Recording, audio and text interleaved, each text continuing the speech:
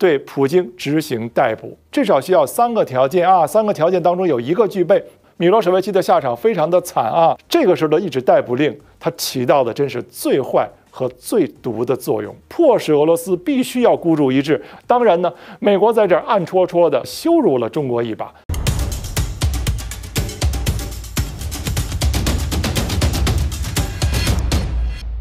亲爱的各位朋友，大家好，欢迎来到今天的学主天下，我们又见面了，我是张雪松。我们今天继续聊一聊俄罗斯普京与俄乌冲突。这2天延烧的非常热的一个话题啊，就是国际刑事法庭，当然是美西方指使的啊，向俄罗斯总统普京发出了逮捕令。那么很多人，尤其我们中国的观众都非常的关心，那么普京会不会被逮捕呢？我们先说一下啊，这个逮捕令呢，其实没有实质性的意义。谁都知道啊，其实他现阶段现时点不可能马上抓住普京啊，把普京绑送到海牙的国际刑事法院。更多的是一种政治意义，因为它后面呢其实就是美国在支持啊，包括拜登也说了，说普京呢犯有战争罪，必须受到审判。你说这一句话啊，没有任何的遮拦，没有任何的掩饰，其实就赤裸裸的暴露了美国政府拜登他本人的用心，就是要把普京变成一个战争罪犯进行审判啊，所以它是一个典型的一个政治性的这么一个宣判了啊。那么我们再看，如果说它起到的后果是什么？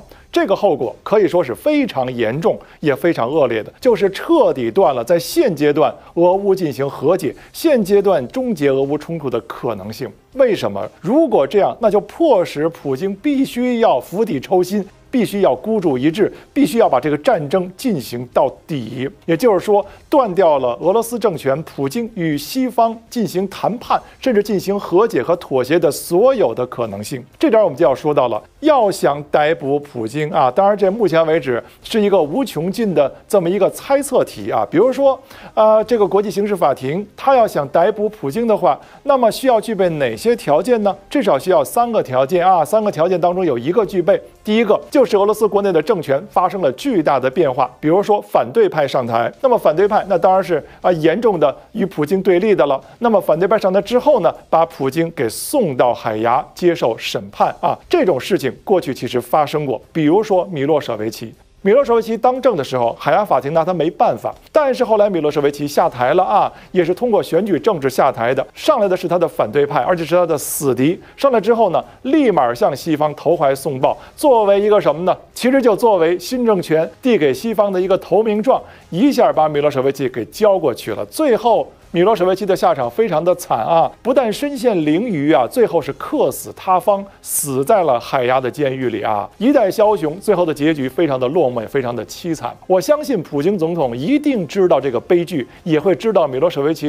悲剧背后的教训和成因，所以他要极其的稳固住他的政权，一定不要让反对派上台。所以我们就看到啊，一方面呢，普京现在对国内的一己力量加大了控制的力度，一方面对军事豪强，尤其是普里戈金所代表的像瓦格纳军团这样的军事豪强啊，有可能会做大，有可能会膨胀啊，甚至有可能对现在的俄罗斯的普京政权构成一定的威胁啊。所以呢，普京对他们提高了警惕，用各种各样的方式，其实对他们加大了这种压力和打压的力度，也是为了确保他对政权的牢牢的把控和掌握啊。我们要看未来呢，其实普京对政权的这个把控应该是会更加的严格，这是第一种可能啊。第二种可能是什么呢？就是普京啊，到这个海牙国际刑事法庭拥有管辖权的123个国家去出访，不管是因公因私。如果你到了那123个国家，那对不起，那个国家有责任也有义务要根据所谓的罗马规约对普京执行逮捕。比如说德国，德国就是一个缔约国，德国的司法部长已经说了啊，说你普京敢到我德国来，不管你是因公还是因私，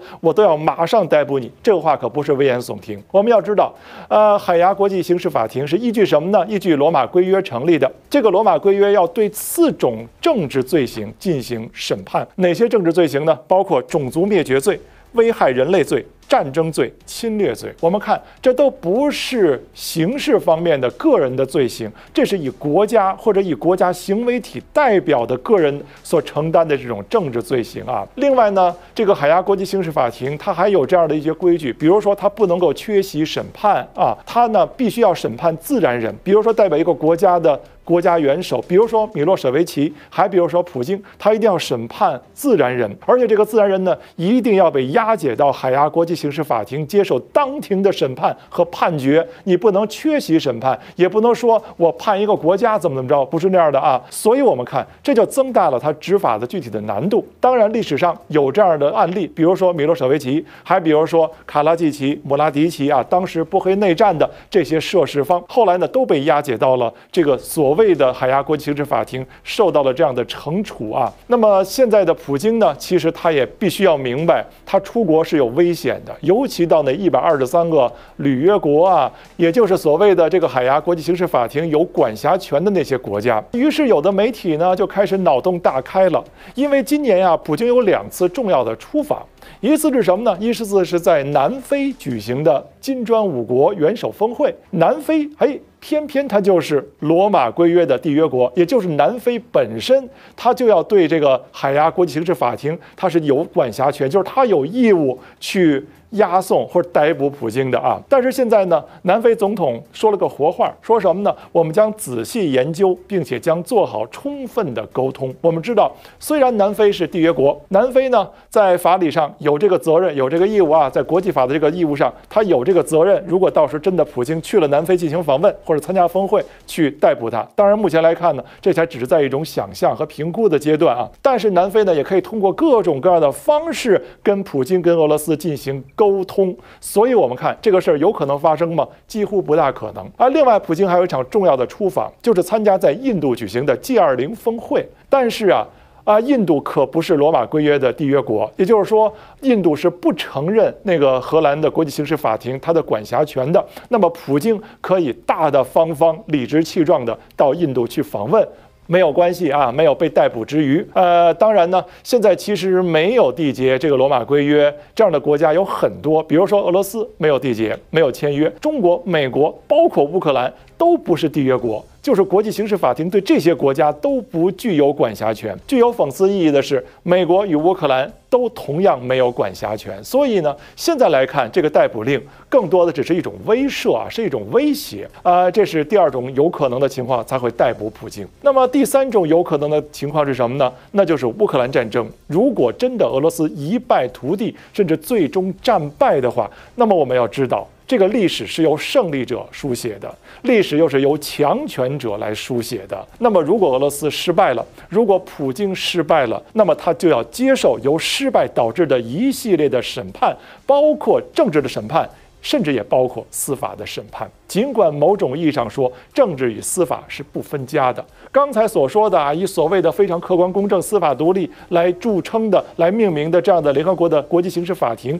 其实它还是一个政治法庭，背后那就是美西方的操纵，是吧？所以我们看，为什么我们要说，其实发出逮捕令，并不是说现在就要逮捕普京本人，也不是说要威胁普京本人，而是说它斩断了俄乌冲突和解的所有的可能，迫使俄罗斯必须要孤注一掷，我只要把我所有的力量，甚至把我所有的筹码、所有的赌注都要赌此一搏。就是此战不但是俄罗斯的国运之战，也是普京总统的个人的命运之战。当一个国家把国运和最高领导人的命运全部都系在一场战争的时候，你说这个战争能够轻易终结，能够轻易的结束吗？不大可能。所以我们看，这更进一步的加大了普京总统手里的赌注，也更进一步的加深了俄乌冲突向纵深化、长期化、僵持化，甚至激烈化发展的这样的危险。你说这个逮捕令它能起到什么实质作用呢？它只能起到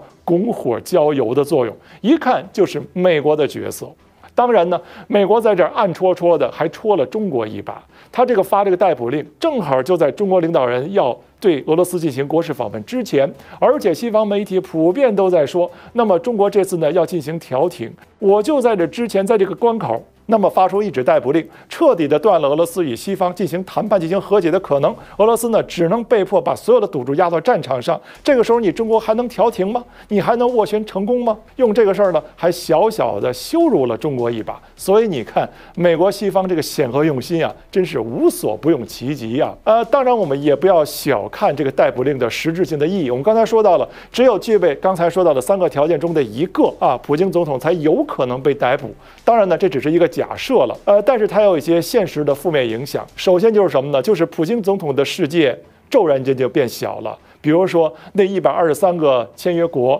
，123个拥有管辖权的国家，他可能就不敢轻易的往里闯一步了，因为他如果到了那些国家，不管是进行公事访问还是进行私人访问，那么都有可能有被逮捕的风险啊。当然，这还跟两国国家政权、国家之间的关系是有关的啊。这是第一个。那么第二个风险是什么呢？就是更进一步的加大了俄乌冲突向长期化和激烈化发展的这样的风险啊。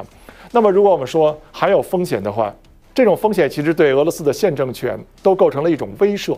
啊！不管是对普京总统个人，还是对俄罗斯现政权的所有的高级官员，那些政要们，都形成了一种威慑，就是你们都有可能跟普京一样，你们最后也上到那个政治审判的这个名单上，你们最后都有一天要变成一个战争犯，以这样的罪名接受所谓的审判，尽管这个审判纯粹就是一个政治审判啊，这某种意义上说也是一种威慑了。但是不管怎么说，我们要看到，